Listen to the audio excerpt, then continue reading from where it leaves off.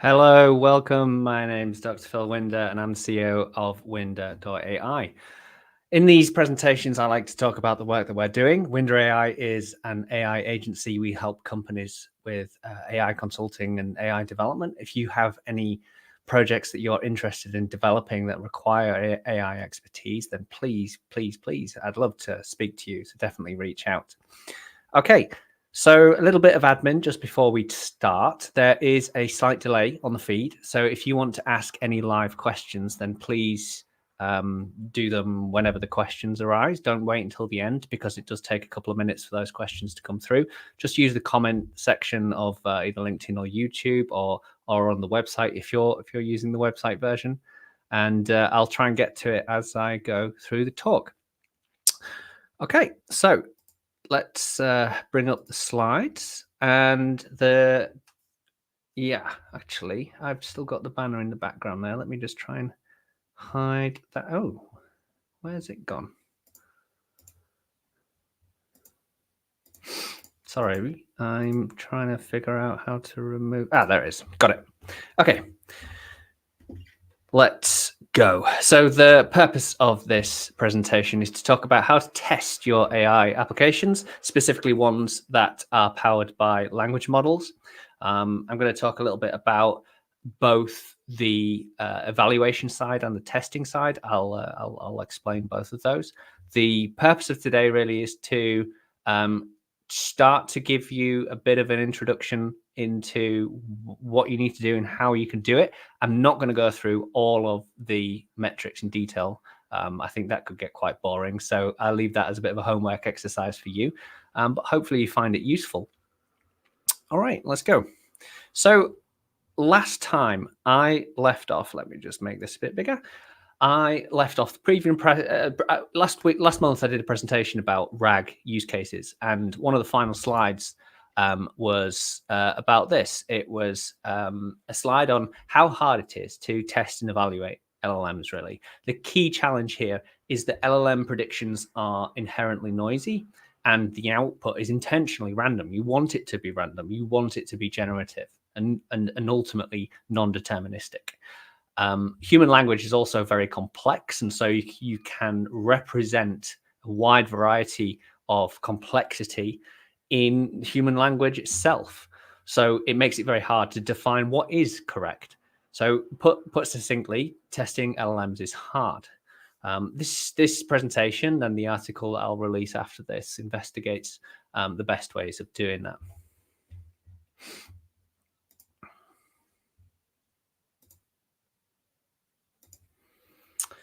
Okay, so I've split the presentation into two main sections.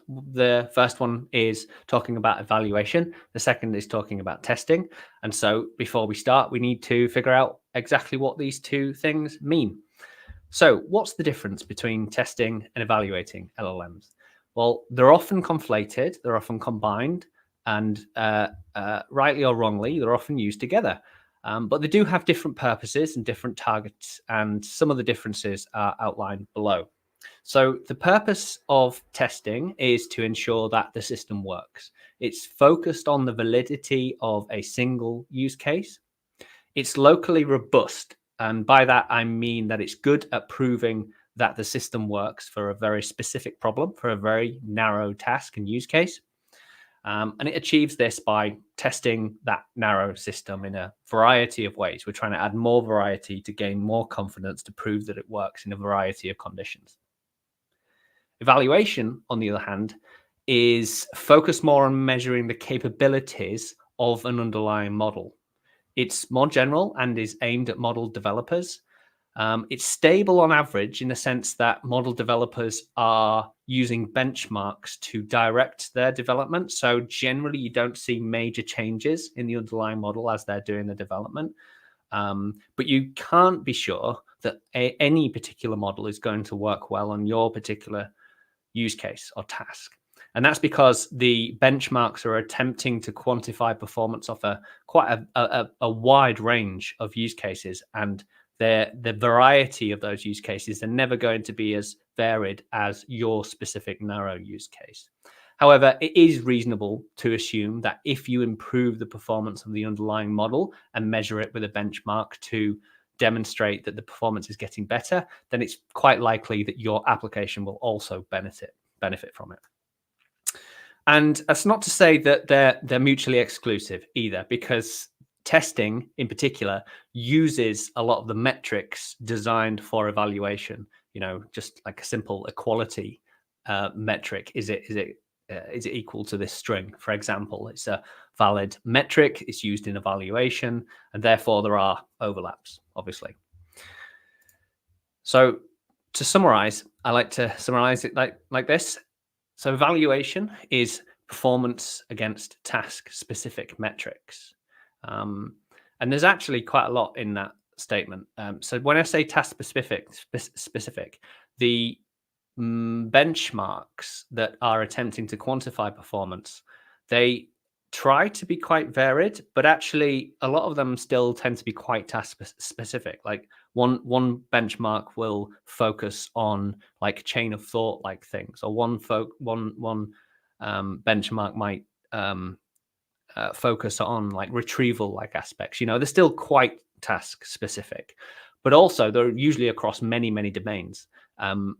We don't want, well, ideally the benchmark should be should work equally as well across all domains. But as you dig into it, as you start using LLMs and language models in your own specific domain, you might find that the performance drops off quite rapidly because they're spread quite thin. There's not much depth in that. And then testing. Testing is the validity of a task within a specific domain in varying conditions. So you're trying to build an AI application in a very specific domain, so your domain, and in varying conditions, because when people use your tool, it's not just the one type of thing that they'll be doing over and over again. There will be variation in the underlying task. So let's go through both of those in turn. Okay, so evaluation. The goal of this section is to introduce you to the evaluation of LLMs, and I'm coming from a perspective of a developer, really building an application. So this is relatively, I skim over it quite a lot because I'm talking from the perspective of an application developer here. And the first thing that you need to do when doing evaluation is figure out what is the task. Let's just hide that because that's a pretty small slide. I'm not asking what the use case is here in this particular case, because in general, use cases don't have metrics directly, or at least they don't have them in the benchmarks, because they often comprise of multiple underlying tasks. So for example, consider something like a business chatbot. The use case is to build a chatbot for a business. But within that, buried within that, there's going to be lots of different tasks. There's going to be like retrieval like tasks. There's going to be question answering like tasks. There's going to be, maybe a task of ordering something. All of these things are very specific. There's one action that comes out of that, but they're all grouped together into one big use case. So generally, when we're talking about evaluation, and especially when we come to benchmarks later on, they kind of focus on one of the tasks, not on the use case.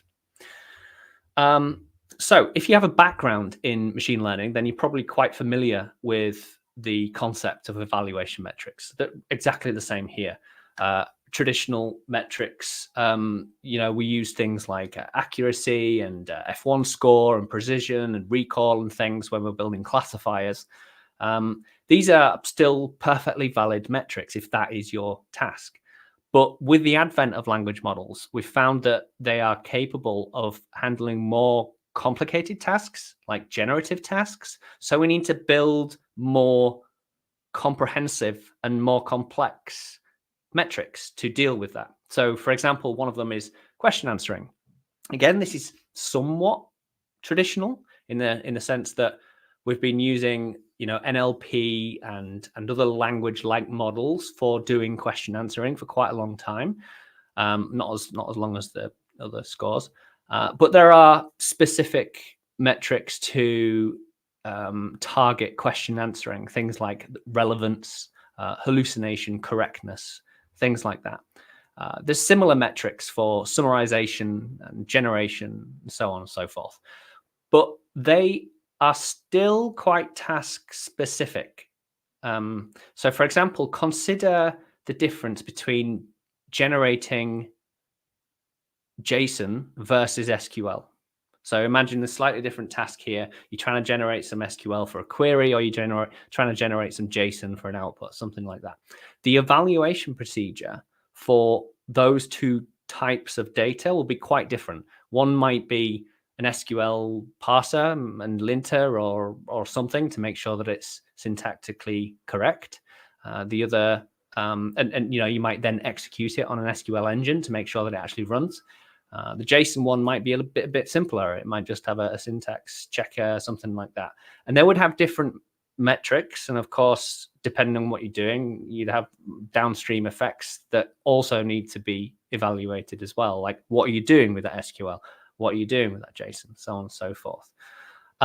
So over time, people started to realize that actually we still can't rely on these specific metrics of relevance, of hallucination or something, because it doesn't really give you the full picture. You want all of those things. And so, I think, let me just, I'm okay. So the outcome of that is that the most recent metrics that have been proposed are effectively aggregations of other metrics over larger portions of text. So you get things like blue and rouge, which are like quality-like metrics and recall-like metrics for summarization and things like that. And then you even get another layer on top of that of people that are building metrics on top of those aggregations. So you get, and they're often used in benchmarks, actually. They're quite highly tied to benchmarks. So there's like, so for example, there's one called Truthful QA, which is used for question answering, and it evaluates for truthfulness, which is a very sort of broad concept that involves relevance, hallucination, correctness, quality, all of these things combined together. There's another one called HelloSwag, which evaluates for common sense. That's an even harder thing to test for.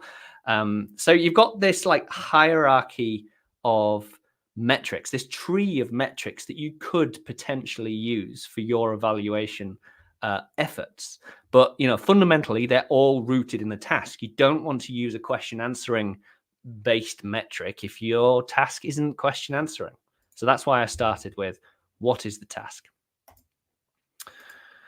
So how do you go about actually doing this then? Well, ideally, you want to browse a list of all possible metrics and then pick and rank metrics that correlate with your underlying tasks. You can then use that to benchmark several different models and then pick a model that does the best for those specific tasks. If you can't do that, then you might need to consider creating your own metrics. And that's perfectly fine. That happens all the time. So for example, for one client at the moment, we have a golden metric for the percent of predictions that are correct to within a certain amount of time. And because in that domain, being approximately correct, if you're correct within a minute, then it's basically correct. So that's an example of a fairly standard sort of custom metric that we need to evaluate our models against. And it's important to do that because that changes the focus of the development of the model. So in this particular case, we might want to focus more on the outliers rather than just concentrating on the average performance overall, because it's dominated by those that are actually quite close to the 0 minute mark, the 0 time mark. Okay. If that doesn't sound like too much fun, then you can have a look at some available tools that are already out there. Hopefully you can use some off-the-shelf metrics, and there's a variety of libraries and tools that are available for you to use. Similarly, you can also use proxy metrics. If you can find metrics that are roughly correct, roughly relevant to your task and use case, then you can use that as a proxy for your your actual true life metrics. And there's a few evaluation metrics and all of these links, by the way, they'll be in the blog post after I've recorded this video. One's called deep-eval. Just started using that. It's quite nice. It's a collection of test-oriented helper methods in Python to do evaluation, but they've coded up a lot of the common metrics used in language models. OpenAI has their own package called evals, kind of more of a benchmark, but it also includes all of the code to do the evaluation. There's also more MLOps-like platform-like tools. So the one example is Arise, Phoenix by Arise, and that has an evaluation module that you can use. So there's quite a, you're probably going to find it quite easy to find an implementation that works for you. So benchmarks, what are benchmarks? Benchmarks are combinations of metrics like what we've just been talking about, but combined with a data set as well. Benchmarks are combinations of metrics and testing data. So they typically include quite a high abstraction level of metric. They're using all of these things like truthfulness and task understanding and common sense and things like that. And they're mapped to a wide range of human curated answers. So that's used as the gold standard. Benchmarks are typically aimed at people that are developing, training, or fine-tuning models. If you're changing the underlying weights of the model. As more and more people are fine-tuning language models, then they are a great way to ensure that you're not destroying the general capabilities of your model. So quick aside, if you are fine-tuning a language model, it's quite easy to basically over fine-tune it, and you actually make it worse in many other metrics whilst trying to make it better in your domain. So you can use benchmarks to make sure that you're not destroying it too much. Benchmarks are also used to power leaderboards, and the most common benchmarks are used to power ones like from Hugging Face. These benchmarks are publicly available, which is interesting because what it means is that the model developers will actually use the benchmarks as part of their training data in order to get better performance in the final leaderboard. So they're checking their own homework, I think is the phrase. So benchmarks attempt to kind of fight back with like obfuscations and randomization and things. But, in general, as soon as it goes public, then it's free for people to use to improve their model in the public leaderboards. So, so this is the, let me just make that a bit bigger. This is the example from Hugging Face that I took a few days ago for all open source models. And you can see, various evaluation metrics for some of the most popular open source models there. Of particular interest is is Microsoft's Phi model. It doesn't perform quite as well as some of the Llama 3 models, for example, but it's ridiculously small. It's really, really lightweight. You can run it on your laptop. So it's really, really sort of powerful to see that small models are starting to compete with bigger ones. It's really good.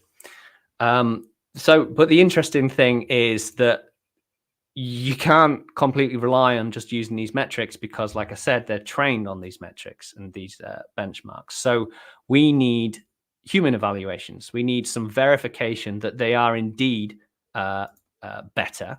And this problem of overfitting the benchmarks has led to a new era, really, of human-powered evaluations. Gamified evaluations from humans. And one of the most famous ones is from LM-sys Chatbot Arena.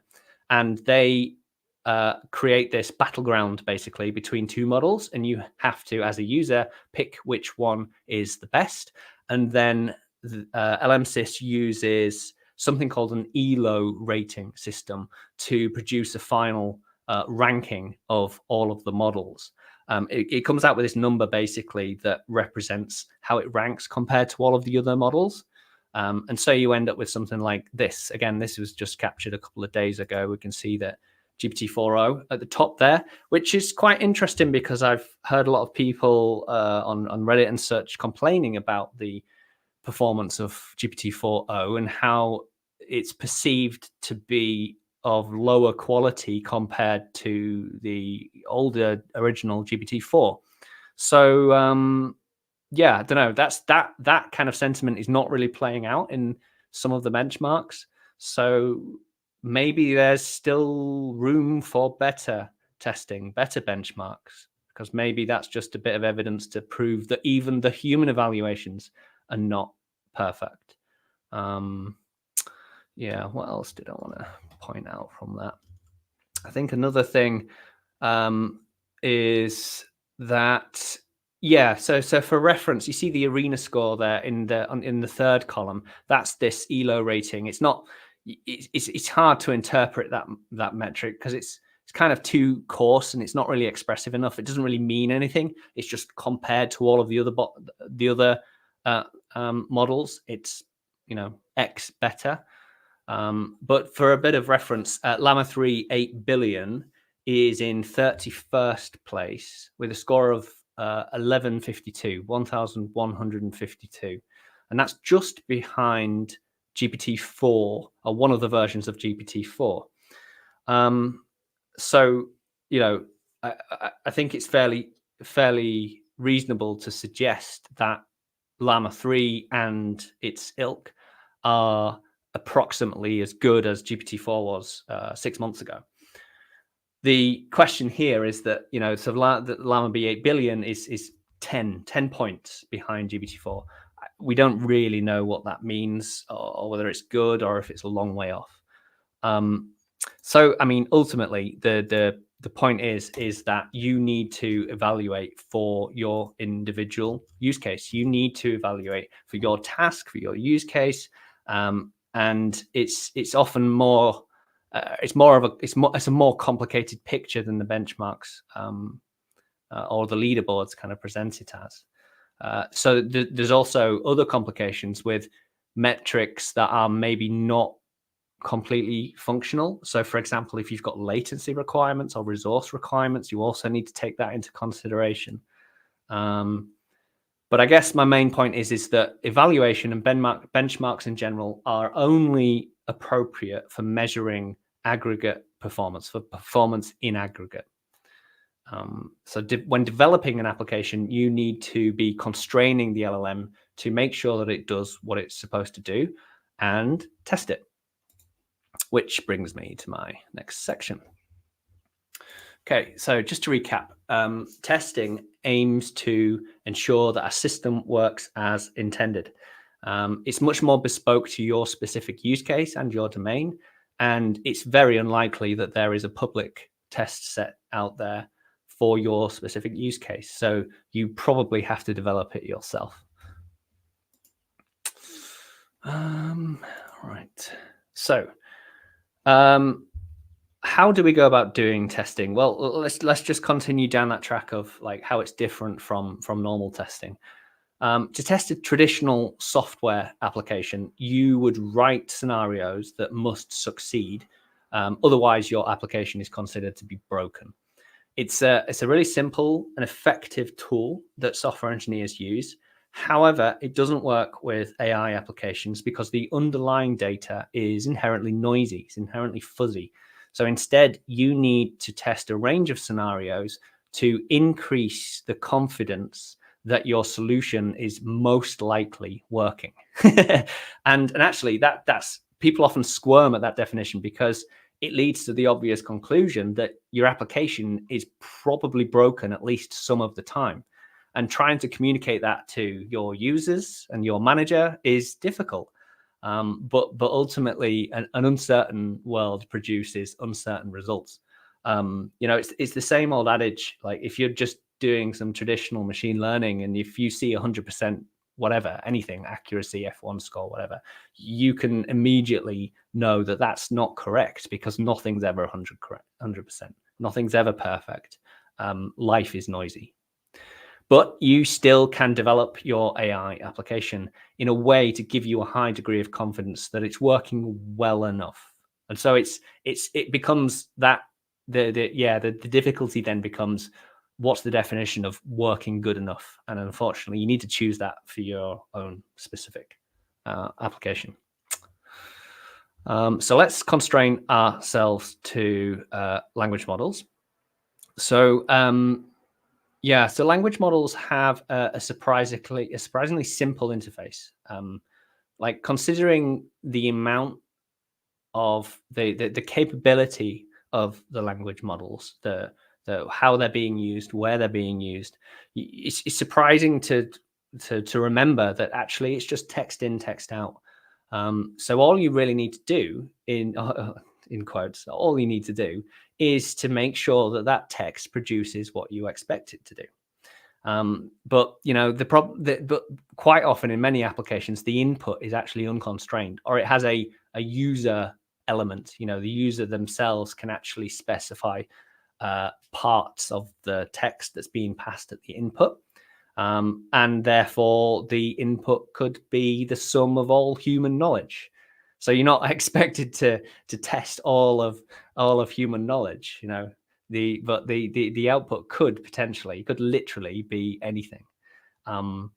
So typically we split up the input into different sections, basically parts that are under your control as the developer, and parts that are under the user control.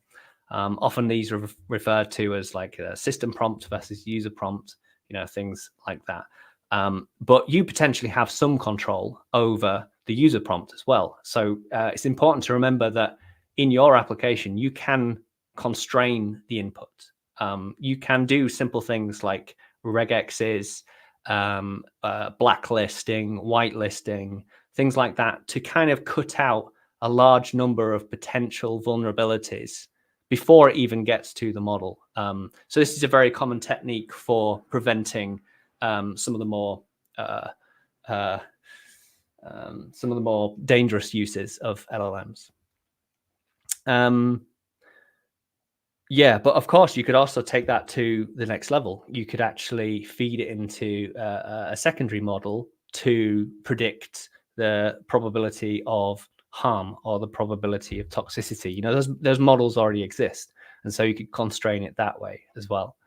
And you could develop all of these countermeasures through trial and error, but it's recommended that you properly test your code and have a framework to test the changes that you're making, to effectively do test-driven prompt development, or prompt-driven development. No, that's not quite right either, but you get my point. It's like TDD, but with prompts. And so you have confidence over time as you're developing the application that you haven't broke anything. So finally get into the slide. How do you decide what to test? Well, with both software and, this is a problem with software engineering as well. Like you don't have infinite time. You need to concentrate on where you're doing your testing to be the most effective. So first, when I'm developing anything with prompts, just like with software, I kind of like to do the development first, not properly TDD, because I'd kind of like to get experience with the domain, experience with the problems, and I actually do the tests after doing a little bit of development, because I often find that something pops out of that effort that I hadn't thought of previously. Basically, I guess I'm learning the domain. I'm not an expert in the domain until I try and do something in it. And the reason for doing that, or the argument for doing that, is that it's possible that you might end up writing a load of tests that are either not very useful or maybe don't even get used. Also, another thing is you need to make sure that you have a full understanding and a very clear problem definition that you're trying to solve, which then sort of leads you to the use case that you're trying to solve. Because if you've got that wrong, then obviously everything you do from there is wrong as well. Once you have the use case, then you can start generating some examples of that use case. Ideally, you want your actual users to do this for you, so you don't add your own biases. But you can start off by using your own experience and imagining yourself as the user. Also, another tip, the language models themselves are actually very good at generating some examples for you, because they've been trained on the average knowledge of all human knowledge. They end up being quite a good average user, and therefore, if you ask them to write an email, they end up writing an email that looks like an email from the average person. So yeah, you leverage them as well.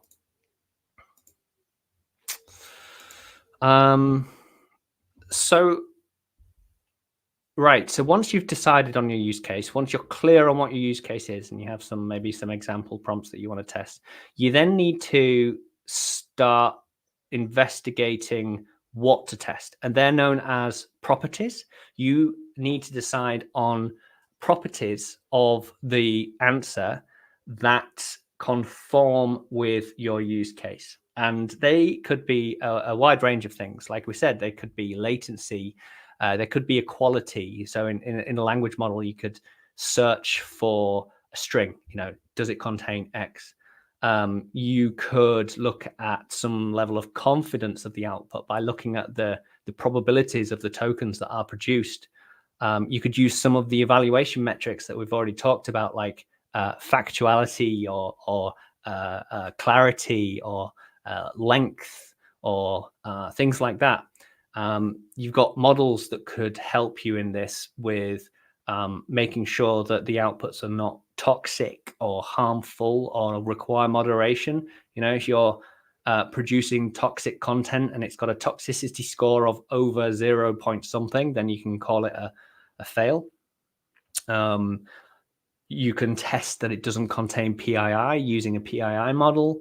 All of these properties are informed by the use case, and you can add them over time. You don't need to do it all at once, but you need to actually pick some properties to test. I think whilst we're here, I think it's also worth reminding ourselves that everything we've talked about so far, evaluation and these tests that we're talking about, they are very related to the topic of monitoring. When your application is in production, you will want to test some of these properties in production to make sure that they don't diverge. Maybe not all of them, but some of them. I'm not really going to talk about monitoring, though. I'm trying to just constrain it and taking too long already. Right. And one thing that was quite... Oh, I've got a big list there. There's a big list in the notes as well that I'll post. So I'll send that out once that's done. One thing that I found quite interesting during this research was, and I don't think it's been proven yet. I haven't found any academic proof that this is true, but there's certainly a lot of conjecture around the internet of people kind of making the same claim that LLMs, language models in general, are better at classifying a thing than they are generating a thing. So if you were to ask a model to generate an email that would be classified as spam, that would be more difficult for the model compared to asking an LLM, please classify this email as spam. It's better at the classification task, okay? And so what that means is that even though the language model might not be great at doing what you actually want to do for your use case, it's probably good enough for judging the output. And the logical extension of this is that LLMs, language models, are really great at performing evaluations and tests. And so out of this kind of forms this pattern of deciding what to test, doing the thing, and then using a language model to evaluate whether it passed that test or not. And that's really powerful because it allows us to do more vague, complicated kind of tests than you would be used to doing if you were developing software, for example.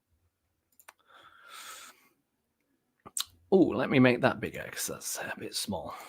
So, all right, now we kind of have all the tools to build a suite of tests to help you develop your application.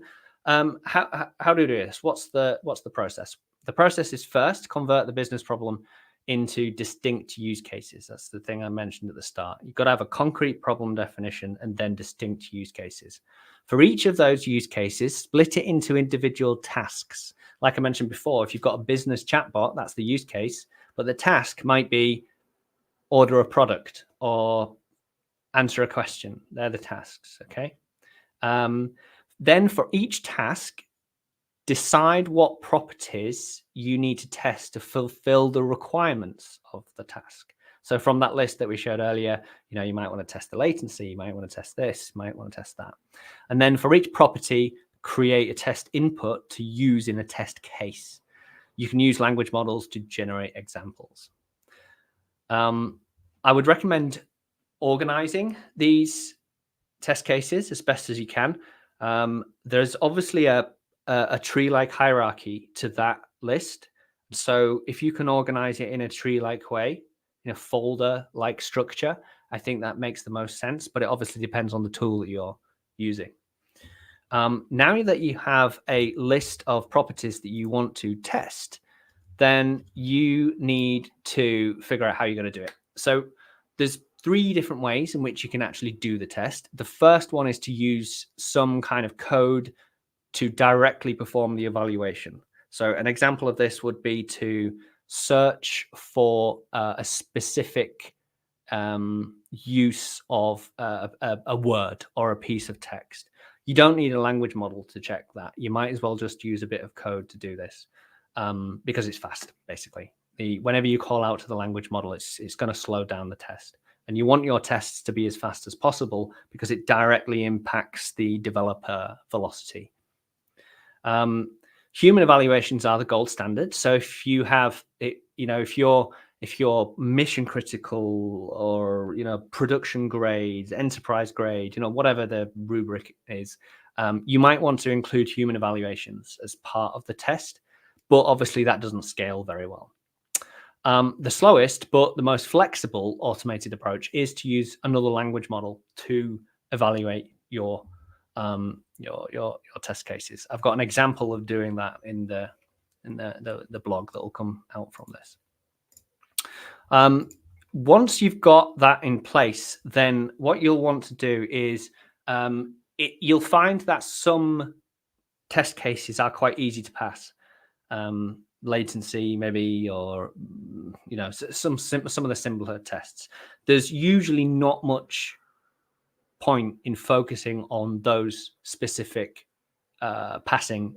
There's not much use in focusing on passing tests, but you will find that you have failing tests, and it's very, very, very valuable to double down on failing tests. So once you do find a failing test, then make sure you make a note of that and actually generate more tests that explore more of that space, because it's quite likely you'll find more errors around that same kind of area.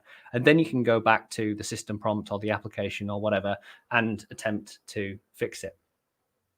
It might also help to identify, more complicated errors within your application. And of course, don't forget to ask the language model, if you're using that, to explain why it is failing, because that often gives you the answer, it gives you the fix.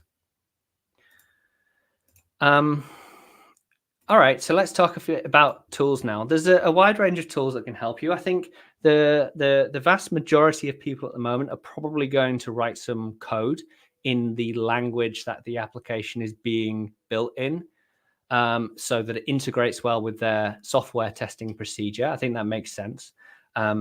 There's quite a lot of libraries in Python that help you actually calculate a lot of the metrics if you're looking for helpers to evaluate the tests faster than you could just code yourself. But obviously, if you're working in Go or Java or whatever, then you might just have to write the tests directly yourself. There's also a couple of sort of higher level tools that are starting to appear that help you do the initial testing step, help you develop the test, basically. And there's 2 I'd kind of want to show here. The first one is PromptFoo. This is a really nice JavaScript, TypeScript application that helps you formulate tests in a YAML file. So you basically define a config with some YAML structure that contains the prompts and the things you want to test, and then you get presented with quite a nice graphical user interface. But you can also use it in your CI pipelines as well as like a command line tool for doing the evaluation. I've got talk's getting a bit long. I did have a quick example I wanted to show about this actually, so I'll talk about that in just a second. Another one is from Microsoft, and it's a tool called adaptive testing or AdaTest. And this is a really nice, so it's very similar to PromptFoo in the sense that it has mechanisms for automating or defining and automating the tests. But more importantly, and I think this is where it's quite novel, is that it helps you dig down on the failures as well. And it does that by organizing the tests in like a folder structure. And you can use an LLM to help you define more failing tests. So it's this sort of recursive improvement of adding more tests, finding more failing tests that I think is really useful. PromptFoo doesn't have that, or it doesn't have that to the same extent. So yeah, this is pretty interesting. Related tools. Okay, related tools. Obviously, you'll need access to a language model, and you'll need access to a playground or somewhere to actually run queries against that. You know, you could take advantage of one of the hosted providers or use one of the, LangChain, LlamaIndex, Chainlit, something like that in order to define the playground for you. Related to that, actually, I'm not sure if you find it useful, but it is useful in some use cases. There's quite a few language model API connectors that work with spreadsheet tools. So like Google Sheets or Excel or something like that. People have written plugins that allow you to communicate with OpenAI or whatever. And they can be very useful for sort of managing and curating like a big series of prompts and just getting the responses to those inputs just sort of very cleanly on a spreadsheet. I think that's useful for like discovery purposes, and it's partially useful for testing somewhat, but I don't think it's like systematic enough for application developers. I think it needs to be alongside your code. It's effectively part of your application. So I'd kind of recommend something like that. Related to that is that there's a couple of tools that target those working in larger teams. So if you're part of a larger team that are all working on prompts, then you might find it useful to centrally store your prompts. And there's things like Prompt Layer or Weights and Biases prompts. They're both sort of products that aim to like be a central repository of prompts for your team. Okay, so now I'm just going to quickly share my screen actually and just give you a quick demo of the PromptFoo. I put a bit of time into it, so I might as well do it. Right, there's my screen. Let me try and find the right window. So there's my notes. Here we go. Right, let's make that a bit bigger. Okay, hopefully you can see that. So PromptFoo is sort of a YAML-driven tool running in JavaScript. We've got two tests here. I've got a basic test, and this is kind of me just playing with it, trying to figure it out. And the YAML looks like this. You've got, well, we don't even need this. Basically, you've got a series of prompts that you want to test. They all have mustache-style templating enabled, so you can parameterize your tests. We'll get to that in a second. And then we've got a series of providers. I've got two providers listed at the moment. I've got an OpenAI provider, which is just calling GPT-4o. And I've got TriHelix. This is one of our own products for helping companies to rapidly develop their language model-powered applications with the capability of deploying on-premise. So sort of like a enterprise, locally hosted, rapid development platform. And I've just passed in some, ignore the secret, but I'll delete it after this. And this is just some code to call a custom hosted model, basically. It's still the same OpenAI chat completions API, but it's going to our Helix service. And then at the bottom here, we've got a list of tests. The variables define the tests, these vars, and then inside you can see that we've got a value for the templated value at the top. We've got this topic thing here, and we're setting topic bananas, topic avocado toast, and so on. And it will test all of those.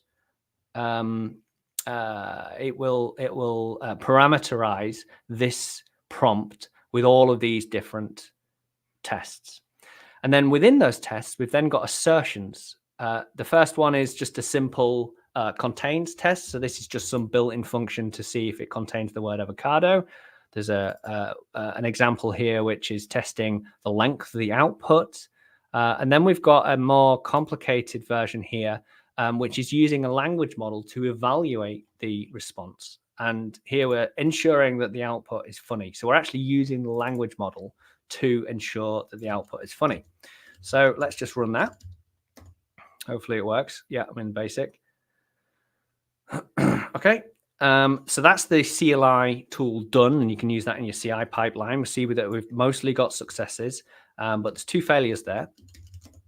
But then we can load up a browser-based interface to investigate some of the results here. And you can see that the ones that have passed with the various metrics tell you the metrics that have been passed. But here, this is the one that has failed. And the prompt was write a tweet about New York City. And the failure was ensure that the output is funny.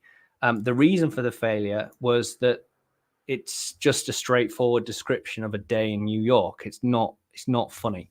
Okay, so now what we can go back to our prompt, and we can change it to, basically just changing our initial prompt that we're using, and rerun that test again. And this time we've got successes. If we refresh when that starts, then you'll see that, which is the one, this is the one that failed previously. And it now thinks that there's a humorous response here. I'm not sure if it is particular. Well, yeah. Depends on your definition of humor as to whether that passed or not. But it's an example of using a language model to do the testing here. So that's pretty cool. But I also had a bit more of a realistic example I wanted to test. This is a second example. I'm providing the prompts in a different way now. I'm passing in a JSON file because in one of our clients was having problems with Helix trying to get their application working. And it helped me find not only a couple of bugs in the code. I'll show you some of the examples here. But basically, the use case here was to use an LLM to decide whether we need to call an external tool or not. And it's in German, doesn't really matter. But we found that there were sort of systematic problems with the structure of the various parts of the prompt. But also we found that some models were more capable of interpreting our system prompt, which is at the top here, which is basically asking whether we should call an external tool or not. So if I just go ahead and run that, so let's just kill that cd, what's it called, failing tool. We're calling out to Helix again. Oh, I forgot to show that actually. So I've just run that code and refresh. Here we go. So, and this is the test. So what we found actually was that even though there was a systematic bug within our code that we need to fix, we found that actually using GPT-4 kind of successfully compensated for the issues in the code that generated the interactions. Whereas the default model that Helix was using, which is a highly quantized version of Llama 8B, Llama 3, 8 billion, I mean, and we do that by default because it saves on GPU memory usage. So we've got a much higher throughput and we get much higher performance, et cetera, et cetera. But we found that that wasn't capable of dealing with some of the issues in our prompts. So now we need to go back. We need to go back, and we know we need to use a more sophisticated model, or we need to work on the system prompt. But that has directly helped me do that. So that hopefully useful example of using prompt foo in a real life situation has helped you, it's helped me. Hopefully you found it useful. All right, let's go back to the slides. Yeah, so we talked about that. Okay, final thoughts. So firstly, the conclusion here is that evaluation is most useful for those that are developing training or fine-tuning, but it can also be useful for use case development when you want to evaluate models for your specific use case. But if you're building a production application, then you need to add a layer of testing on top of that to make sure that, well, not make sure, we talked about that, to give you confidence that your application is working as well as it could. Developing the tests and working with a wide range of inputs helps you do that. There are new tools that are coming out on a daily basis to help you do that. I've just shown you one. And that's about it. On the screen at the moment, you'll see a link to the website and the blog. Make sure you sign up to the newsletter. We'll be just announcing when the blog post is live. So if you want more details about this with all the links and stuff, then definitely sign up to the newsletter. Also, we've got more events, but in this particular case, we're actually taking a break for summer. So there won't be anything in August. We hope to come back in September with some new events, so stay tuned for that. Sign up for the newsletter again to hear first about those events.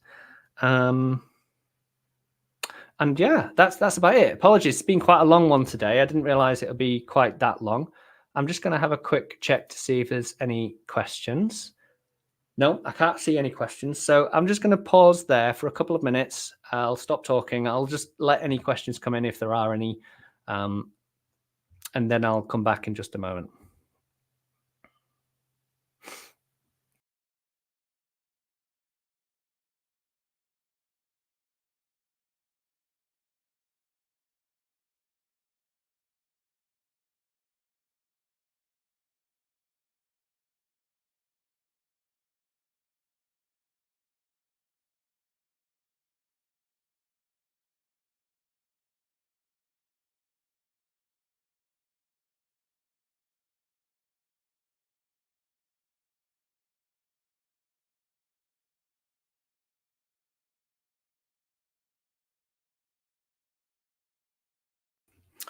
Okay, no questions. So I will leave it there.